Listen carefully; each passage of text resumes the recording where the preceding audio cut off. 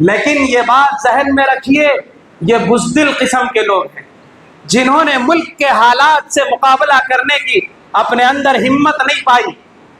ان کے اندر ہمارے اکابر اور پروجوں نے جو قربانی کی اور اس ملک میں آزادی کا حصہ لینے والوں نے جو روح پھونکی تھی، اس تربیت کی کمی ہمارے اندر ہوتی جا رہی ہے، اور ہم اب چور دروازہ دیکھ رہے ہیں کہ وہاں کا گرین کارڈ مل جائے تو وہاں پر جا کے ہم سیٹ ہو جائیں، اور یہاں چلے جائیں اور وہاں چلے جائیں۔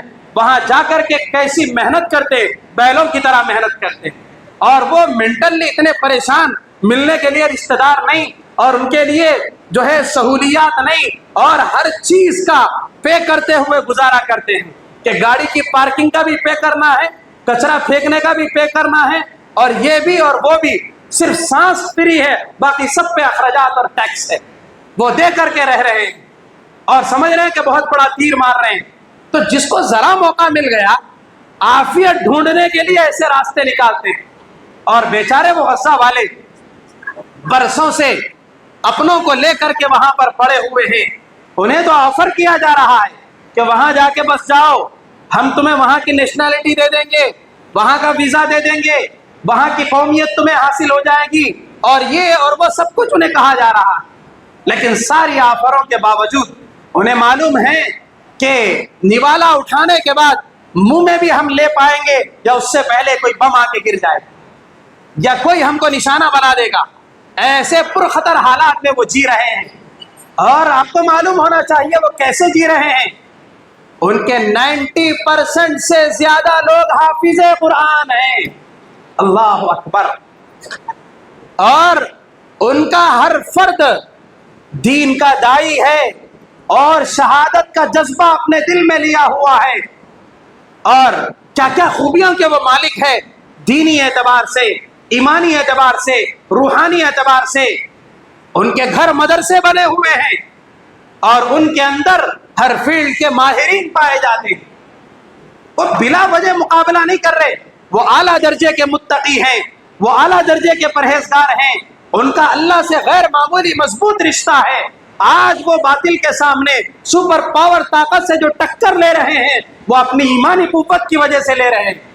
ان کا گھر گھر مدرسہ بنا ہوا ہے، ان کا ہر فرد قرآن سے وابستہ، یہ خوبی ہے ان کے اندر۔ آج گودی میڈیا بھی پریشان ہے کہ اتنا بم برسانے کے باوجود وہ ہتھیار نہیں ڈال رہے، اتنا بم برسانے کے باوجود بھی وہ پیچھے نہیں ہٹ رہے، وہ اپنی شکست نہیں مان رہے۔ آخر ان کے پاس طاقت ہے تو کون سی طاقت ہے؟ اس کی تلاش میں اور کھوج میں وہ ان کی سرنگوں میں جا رہے ہیں۔ بیچارے پھر واپس آ کے اطلاع نہیں دے سک رہے کہ ان کے پاس یہ طاقت۔ اتنی زبردست فتح کا نظام اللہ نے بنایا۔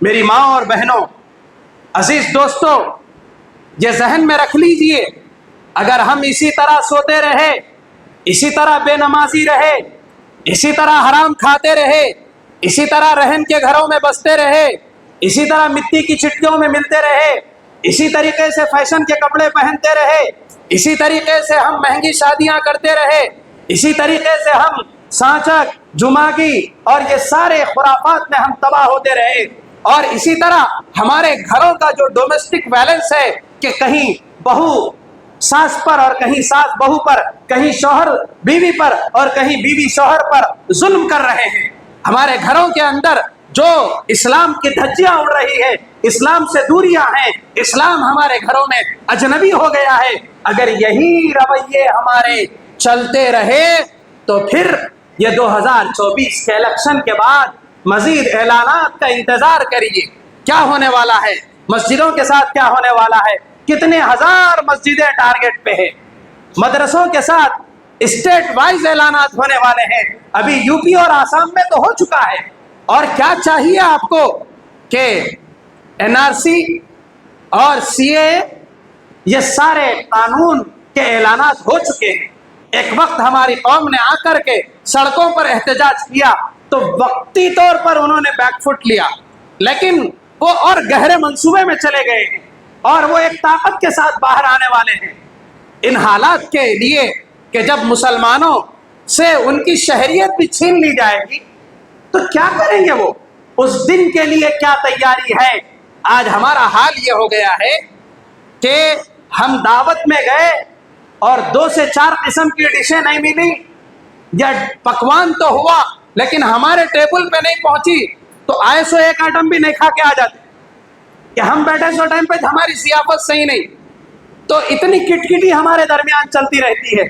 ٹھنڈا لا کے دیے تو ہم سے نہیں کھایا جاتا، اور پھر ریسپیکٹ میں کمی ہوئی تو وہاں پر ایک جھگڑا اور ایک فساد ہمارے خاندانوں میں چل رہا ہے. ہمارے پاس جس چیز کا غم ہونا چاہیے وہ غم نہیں ہے، غیر ضروری کے غم بہت پال رکھے ہیں. اسی میں ہم ڈپریشن میں جا رہے ہیں، اسی میں ٹینشن میں بی پی ہائی ہو رہی ہے، کبھی لو، اور کبھی شوگر باؤلی کی طرح ادھر بڑھ رہی ہے اور کبھی ادھر گھٹ رہی ہے. یہ ساری چیزوں کو ہم نے اپنے اوپر سوار کر لیا. کبھی ہمارے اوپر نہ قرآن سے دوری کا غم ہے، نہ بے دینی کا غم ہے، نہ موت کی سختی کا خیال ہے، نہ قبر کی تنگی کا صدمہ ہے، نہ حشر کی رسوائی کا، اور نہ ہم کو امام الانبیاء حضرت محمد مصطفیٰ صلی اللہ علیہ وسلم کی امت میں پیدا ہونے کے باوجود ذمہ داری کا احساس نہ کرنے کا کوئی صدمہ. ہم کیا کر رہے ہیں، کدھر جا رہے ہیں؟ قدم سوئے مرقد، نظر سوئے دنیا، کدھر دیکھتا ہے کدھر جا رہا. ہماری زندگی قبر کی طرف بڑھ رہی ہے اور ہماری نظر دنیا کی طرف ہے. ایک طرف دیکھ رہے ہیں، ایک طرف جا رہے ہیں. کیا انجام ہوگا ہمارا؟ تو کہنے کا مقصد یہ ہے کہ یہ کوئی فرضی باتیں آپ سے نہیں سنائی جا رہی، اور اتنی مبارک رات میں کہ دوسری تاخرات ہے، ختم قرآن کی محفل ہے، ہو سکتا ہے امکانی طور پر شب قدر ہے، تو آپ سوچیں گے کہ مول صاحب یہ کیا باتیں سنا رہے ہیں. یاد رکھیے یہ بھی ہمارے بڑوں نے بتایا. مفکر اسلام حضرت مولانا سید ابو الحسن علی ندوی رحمۃ اللہ علیہ، جو بہت بڑے عالم دین تھے، جو اپنے وقت پر واجپئی جی اور ایسے بڑے بڑے نیتاؤں کو ساتھ میں بٹھا کے بات کرتے تھے کہ تم کیا کر رہے ہو اور تمہیں کیا کرنا چاہیے. اگر ان کی طبیعت خراب ہوتی تو چوٹی کے نیتا ان کی عیادت کے لیے آیا کرتے تھے. تو انہوں نے بار بار یہ پیغام دیا ہے کہ اپنی قوم کو صرف نماز روزہ مت سکھاؤ، بلکہ اپنی قوم کو سیاسی شعور بھی دو. اگر ان کے اندر سیاسی شعور بیدار نہیں ہوگا تو وہ 5 وقت کی نماز ہی نہیں تہجد گزار بھی بن جائیں، لیکن سیاسی شعور نہیں ہوگا تو وہ دن آئے گا کہ ہم نہ اپنے مسجدوں کو بچا سکیں گے، نہ قرآن کو بچا سکیں گے، نہ ایمان کو بچا سکیں گے، نہ اپنی عزتوں کو بچا سکیں گے. اس لیے ہمیں جہاں عبادت گزار بننا ہے وہیں پر ہمیں سیاسی شعور بھی پیدا کرنا ہے کہ ملک میں کیا ہو رہا ہے اور ان حالات میں ہمیں کیا کرنا چاہیے. آپ کو کوئی فوری پولیٹیشین بن جانے کی ضرورت نہیں ہے، آپ کو اپنی کوئی سیاسی پارٹی کھڑی کرنے کی ضرورت نہیں ہے. ہاں، اپنے علماء کے مشوروں پر چلنے کی ضرورت ہے وقت اور حالات کے اعتبار سے. اور سب سے زیادہ ضرورت یہ ہے کہ ہم اپنے آپ کو نیک اور صالح بنائیں، متقی بنائیں، جو رمضان کا ہم سے مطالبہ ہے. اس لیے کہ اللہ تبارک و تعالیٰ نے قرآن کریم میں یہ سرزمین کو جو یہودیوں کے چھیننے اور پھر ان سے واپس دلانے کی بات آئی ہے، اس میں بھی اللہ نے فرمایا کہ یرثها عبادی الصالحون، یرثها عبادی الصالحون، کہ یہ زمین چاہے وہ سرزمین فلسطین کی زمین ہو یا اس کے علاوہ جتنی مساجد کی مدارس کی زمینیں چھین رہے ہیں ان سے اللہ واپس دلائیں گے. کس کو دلائیں گے؟ نیک صالح بندوں کو. آج ہمارا مسئلہ یہ ہے مالدار بننے کی خواہش اور عہدیدار بننے کی خواہش اور ڈاکٹر اور انجینئر بننے کی خواہش، لائر بننے کی خواہش، پولیٹیشین بننے کی خواہش، ہر چیز بننے کی خواہش ہے. صالح بننے کی خواہش نہیں ہے، نیک بننے کی خواہش نہیں ہے. بدقسمتی سے ہم نے یہ سمجھ لیا ہے کہ نیک بنے تو کاما نہیں بنتے، نعوذ باللہ من ذالک، کہ اچھے اگر بن گئے تو ہم جی نہیں سکتے، دنیا والے جینے نہیں دیتے. یہ شیطان کا حملہ ہے ہمارے اوپر. یاد رکھیے ساری کامیابیاں نیکی کے ساتھ ہے, تقوی کے ساتھ ہے, صلاح کے ساتھ ہے.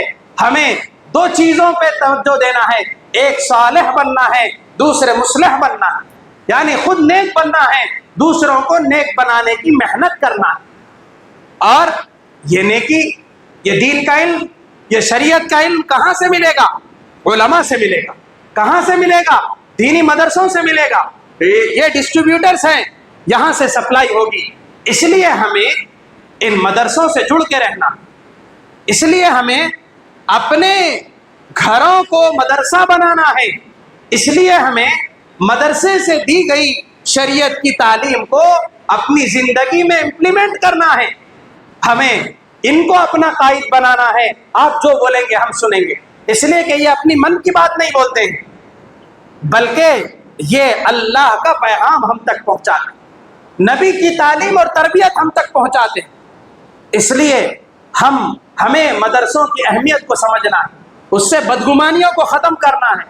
اسے یہ نہیں سمجھنا ہے کہ یہ چند غریب ضرورت مند مستحق بچے پڑھ کے نکلنے کی جگہ ہے.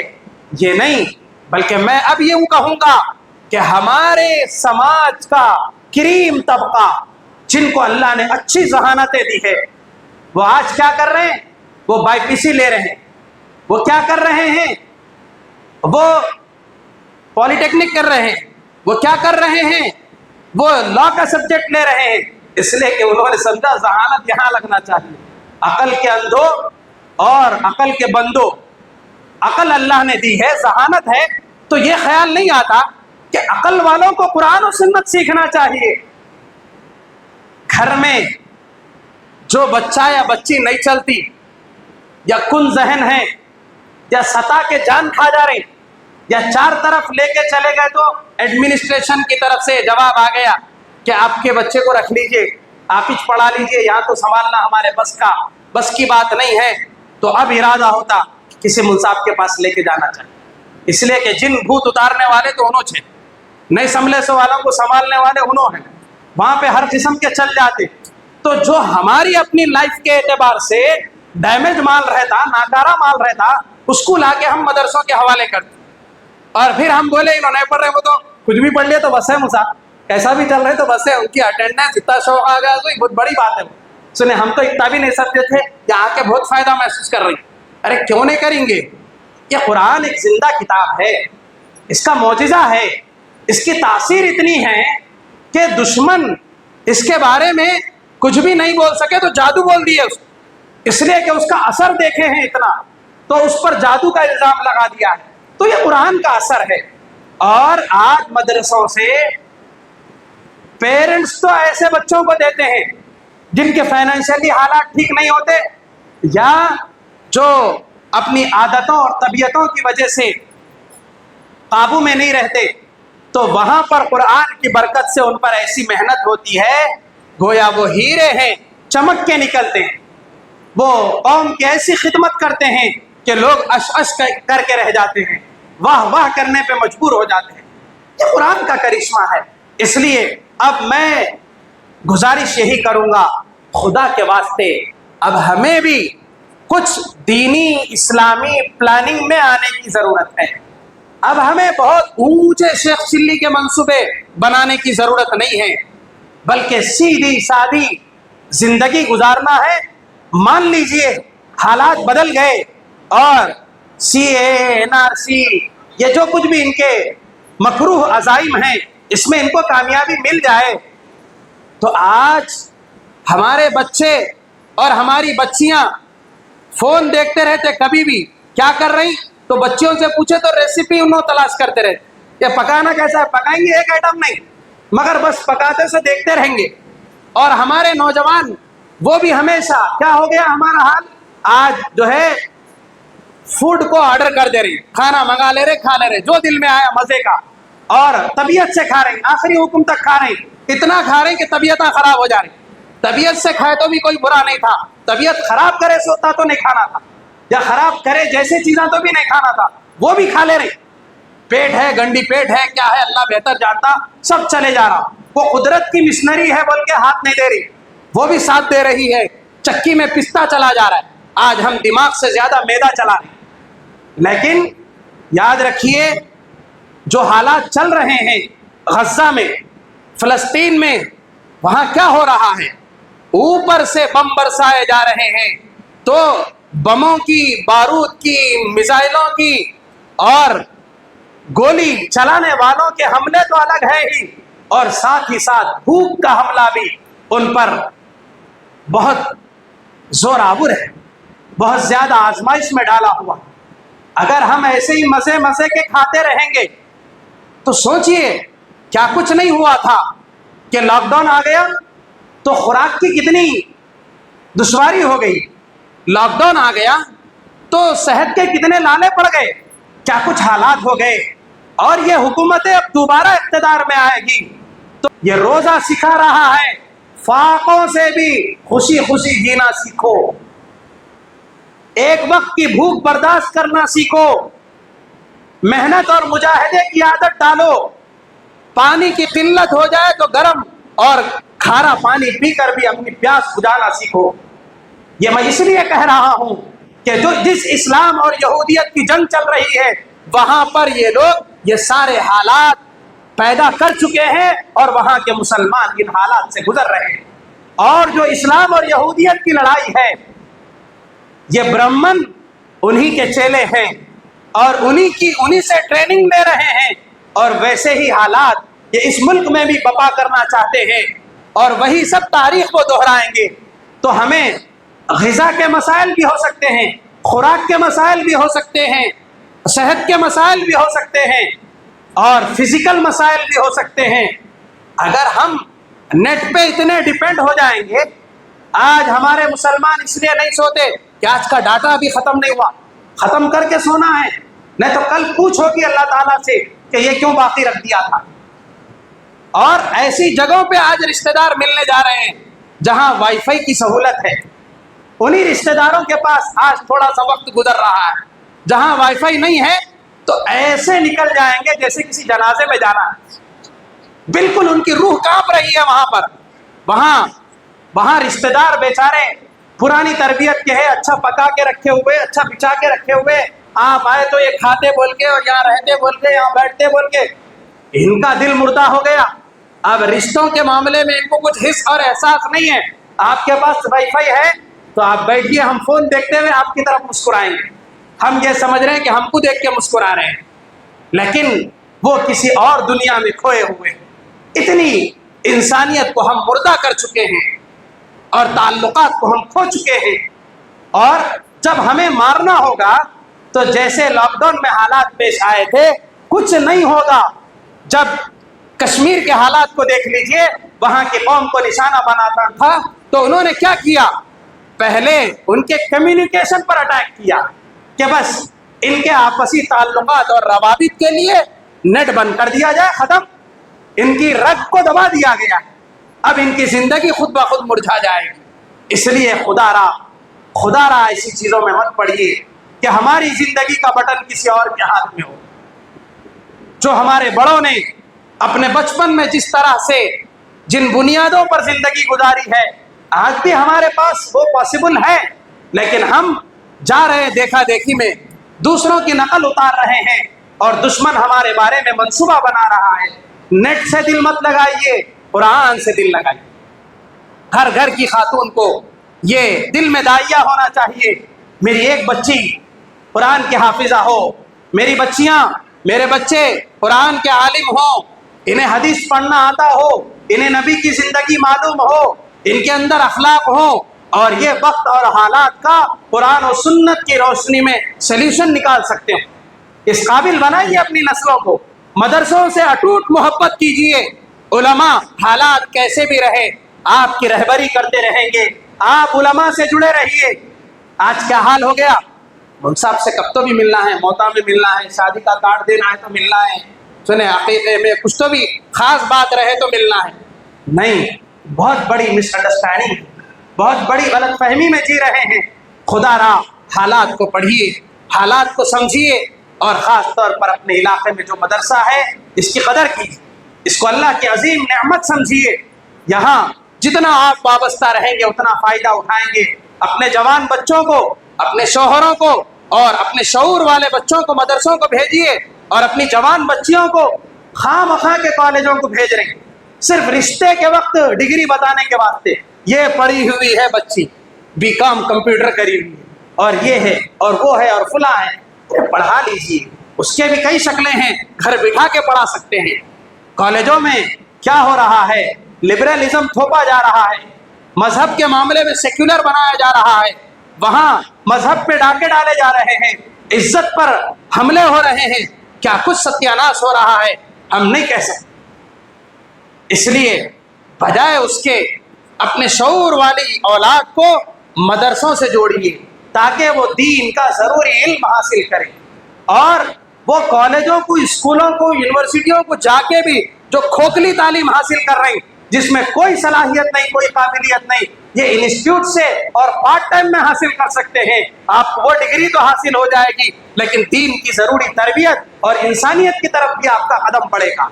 اور ملک کے کل کے دن جو مشکل حالات ہے اس میں ہمیں کچھ کرنے کے قابل بنایا جائے، اس میں ہمیں بڑی مدد ملے گی۔ اس کی تیاری یہ ہے کہ ہم مولا سے جڑ جائیں، قرآن کے پیغام کو سمجھنے والے بن جائیں، سنت کی تشریح کو سمجھ جائیں، اور ہمارے اندر امت کا درد، امت کی فکر، امت کی تڑپ، امت کا جذبہ ہمارے اندر آ جائے۔ آج مسلمانوں میں امت پن مر گیا ہے۔ جنازہ اٹھ رہا تو اٹھنے دو، کچھ ہو رہا تو ہونے دو، اس سے اپنے کو کچھ مطلب ہی نہیں ہے۔ آپ خوش عالم ڈنگ والی زندگی چل رہی ہے۔ اس لیے آج ضرورت ہے، حالات کتنے ہی کٹھن آ جائیں، اور خدا نخواستہ ہمارے ملک میں بھی اسپین کی تاریخ اگر دہرائی جائے، شام کی تاریخ دہرائی جائے، فلسطین کی تاریخ دہرائی جائے، تو ہم مر جائیں گے لیکن ہمارا مذہب نہیں مٹنا چاہیے۔ ہماری قربانیاں ہو جائے، مسلمان مر جائیں لیکن اسلام زندہ رہنا چاہیے۔ ہمیں اپنی نسلوں کو اسلام پہ چھوڑ کے مرنا ہے، اور ہماری نسلیں اگر ہم نہ دیکھیں، ہماری نسلیں دیکھیں، حضرت مہدی کا لشکر آ جائے اور حضرت عیسیٰ جنگ کے لیے نازل ہو جائیں آسمان سے، تو ہماری نسلیں ان کی فوج کا ایک فرد بن کے استعمال، یہ ہمارے جذبے ہونا چاہیے، اور اس کے لیے ہمیں تیاری کرنا چاہیے۔ یہ ساری تیاریاں ہمیں بچنے کے لیے نہیں، مقدر میں ہوگا بچیں گے، اور اگر نہیں تو قبول ہو جائیں گے، اس کے لیے تو تیار رہنا ہے۔ ہم خوف اور گھبراہٹ میں نہیں ہیں، ہمیں فکر صرف اس بات کی ہے کہ اسلام کی تربیت کن ذہنوں کی ہو رہی ہے۔ مسلم حکمراں تو بک گئے، اور ان کے زیر اثر کس کی تربیت اسلام پہ ہے کس کی نہیں ہے کچھ نہیں کہا جا سکتا۔ اب آزاد وہ لوگ ہیں جو دین کا درد رکھتے ہیں اور حق بولتے ہیں، اور حق بولتے ہیں، اس کے باوجود بولتے ہیں کہ حق بولنے سے آزمائش کھڑی ہو جاتی ہے، تب بھی حق بولنے سے پیچھے نہیں ہٹتے، اور صرف حق بولتے نہیں ہیں، حق بولنے والوں کی ٹیم تیار کرتے ہیں، اس لیے کہ مظلوم کے سامنے، ظالم کے سامنے ڈر کے سہم کے رہ جانا یہ خود ظلم کو بڑھاوا دینا ہے۔ اس لیے ظلم کی خاتمے کی فکریں کرنا چاہیے، ظالم کی ہوا کھولتے رہنا چاہیے، اور سلیقے کے ساتھ وقت اور حالات کو اور اپنے ملک کے قانون کو سمجھتے ہوئے ہم اس کے دائرے میں رہ کر صحیح کوشش بھرپور کرنا چاہیے، اور ہمیں مظلوموں کے ساتھ دینا چاہیے، مظلوم بننے کے لیے آمادہ نہیں ہونا چاہیے، بلکہ ظلم سے پنجہ لڑانے کا ہمارا حوصلہ ہونا چاہیے۔ آج ہمیں فلسطین کی عورتیں اور فلسطین کے مرد یہی ہم سے پوچھ رہے ہیں کہ ہم نے تو اتنا کچھ مقابلہ کر لیا اور تم نے تیاری کیا کی ہے؟ یہ ہم سے سوال ہے گویا کہ ان کا۔ اگر ہم ان سے سبق لے کر کے دین کے معاملے میں ہم حرکت میں ہیں تو گویا کہ ہم ان کو ساتھ دے رہے ہیں، لائک کر رہے ہیں، اور اللہ کو یہ بتلا رہے ہیں اللہ حالات تو ان سے بھی ختم کیجیے، ہمیں بھی بچائیے، لیکن اگر حالات آ جائے تو جس طرح وہ تیار ہے اسی طرح ہم بھی تیار ہیں۔ یہ ہمیں اپنا ذہن بنانا ہے، گھبرانا نہیں ہے، خوف میں نہیں جانا ہے، اور اسی کی تیاریوں کے لیے ہمیں قرآن سے وابستہ ہونا ہے، اس لیے کہ آنے والا دور یہ دجال سے مقابلے کا دور ہے۔ تو دجال جتنا شیطانیت میں اسٹرانگ ہے تو ہم مسلمانوں کو روحانیت میں اسٹرانگ ہونا ہے، اسلام میں اسٹرانگ ہونا ہے، اور مضبوط ہو کر کے اسلام کا کیا پاور ہے یہ بتا دینا ہے۔ بہرحال اس موقع سے میں نے یہ باتیں ضروری سمجھی تو آپ حضرات کے سامنے کچھ ضروری روشنی آپ کے سامنے ڈالی ہے، اور اتنا ذہن میں رکھ لیجئے جیسے یہودیوں کا منصوبہ ہے گریٹر اسرائیل کا، اللہ کا ایک منصوبہ ہے گریٹر سیریا کا، کہ وسیع و عریض پیمانے پر اللہ ملک شام میں رحمتیں، برکتیں، فتوحات اور کامیابی عطا فرمائیں، اور یہ یہودی جائیں گے بھاڑ میں، یہ یہودی مر جائیں گے، یہ دوزخ رسید ہو جائیں گے، اور ایک دن وہ آئے گا کہ ماحول ان کے اتنے خلاف ہو جائے گا کہ وہ پتھروں کے پیچھے جا کے چھپ جائیں گے تو پتھر بولے گا یا عبداللہ، ہونا یہودی، اے اللہ کے بندے یا ایک یہودی چھپا ہوا ہے، اس کو پکڑو اور قتل کرو۔ مسلمان جا کر کے گرگٹوں کی طرح ماریں گے ان کو، مینڈکوں کی طرح ان کو ماریں گے، چپکلیوں کی طرح انہیں موت کی گھاٹ اتاریں گے۔ تو جب حدیث میں اتنا بتا دیا گیا ہے تو ہمیں ڈرنے کی ضرورت نہیں ہے، ہمیں اپنی نسل کو ان بنیادوں پہ تیار کرنے کی ضرورت ہے۔ ہم جو زندگی گزار رہے ہیں مزوں کی، کھانوں کی، کپڑوں کی، جھوٹی عزت کی، شہرت کی، یہ دھوکے کی زندگی گزار رہے ہیں، اور ہمارے سامنے زندگی کا ایک اور نقشہ ہے۔ قرآن و سنت کے چشمے سے اس زندگی کو دیکھو اور اس زندگی کو سائڈ میں رکھو، یہ کچھ کام میں آنے والی نہیں ہے، یہ ہمارا پیسہ خراب کر رہی ہے، ہماری زندگی برباد کر رہی ہے، ہمارا وقت خراب کر رہی ہے، اور ہماری ہر صلاحیت کو برباد کر رہی ہے۔